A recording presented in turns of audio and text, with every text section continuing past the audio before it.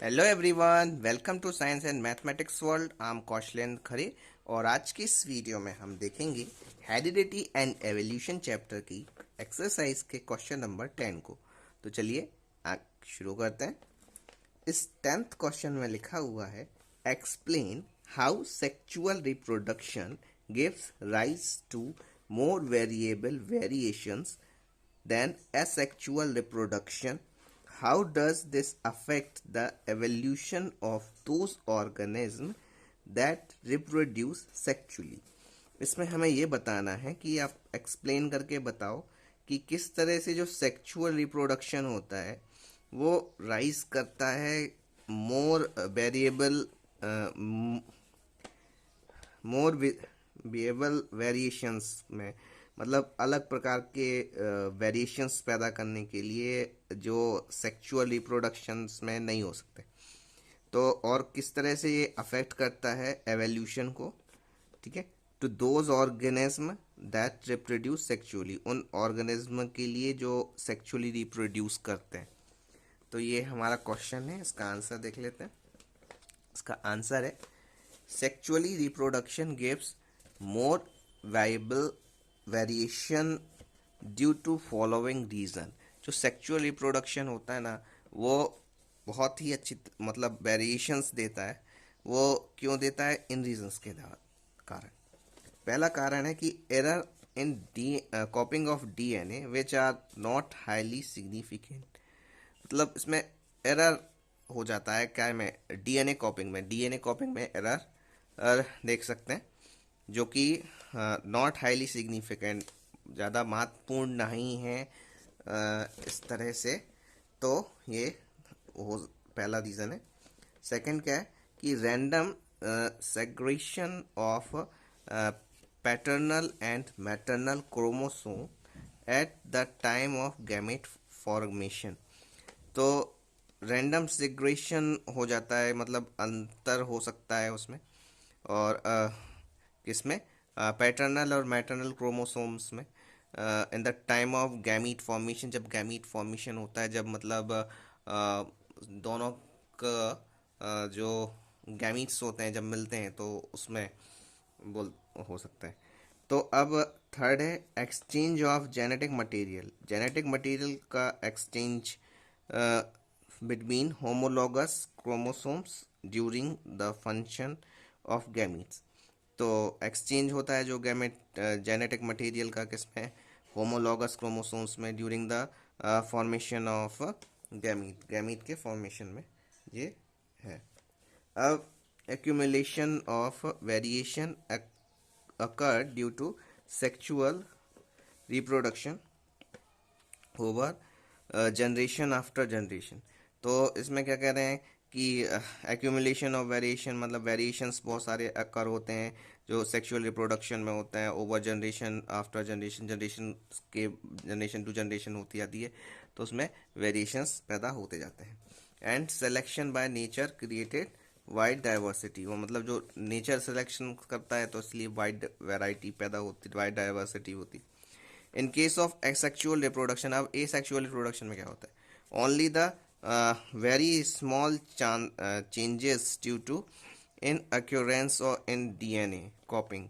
तो उसमें क्या है कि इनएक्योरेसीज होती है किसमें, डीएनए कॉपिंग में, और पास द प्रोजेनी, मतलब बहुत ही कम जो चीज़ें होती हैं वही पास हो सकती हैं प्रोजेनी में, माने उनकी जो आने वाली संतान होती है उसमें। फिर 10 ऑफस्प्रिंग्स ऑफ एसेक्सुअल रिप्रोडक्शन, इसलिए जो ऑफस्प्रिंग्स होते हैं, माने जो पैदा होने वाले बच्चे होते हैं एसेक्सुअल रिप्रोडक्शन से, आर मोर और less genetically similar to their parents.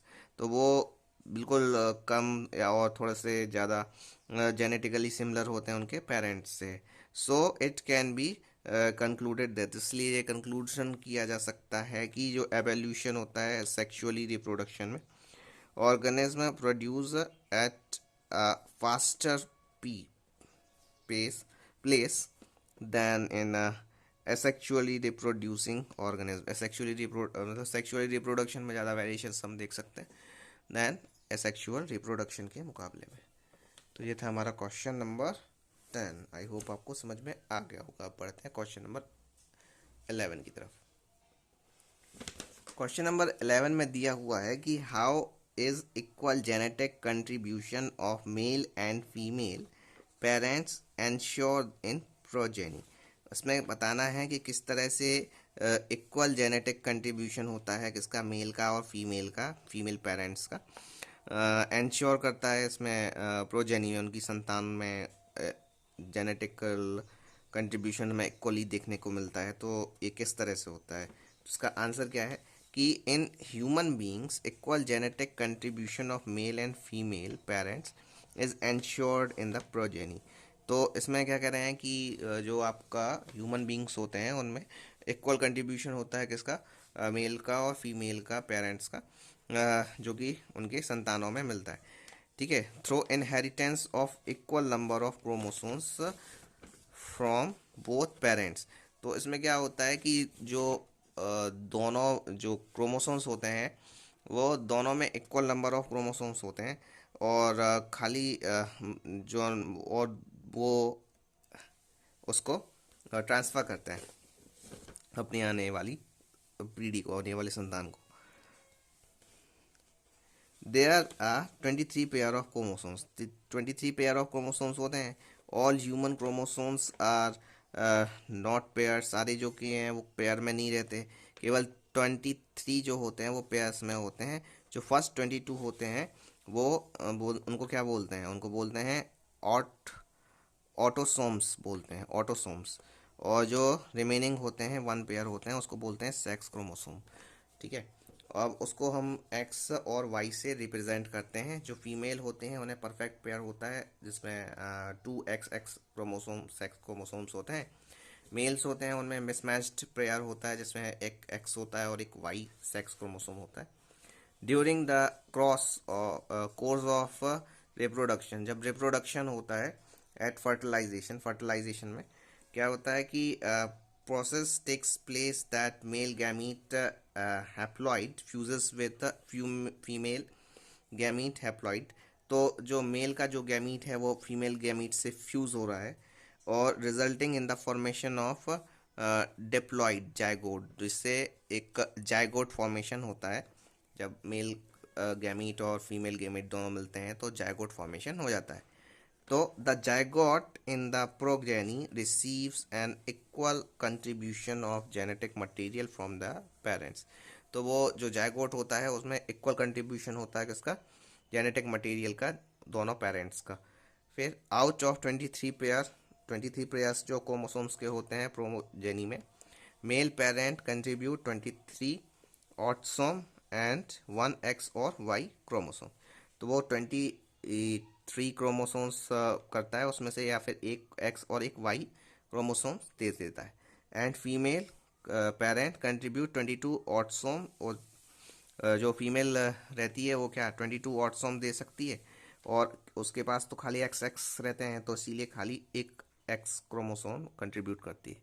तो यदि XX होते हैं तो उसमें एक फीमेल चाइल्ड होती है, और यदि X और Y होता है तो उसमें मेल चाइल्ड होता है। तो ये था हमारा क्वेश्चन नंबर 11। आई होप आपको समझ में आ गया होगा।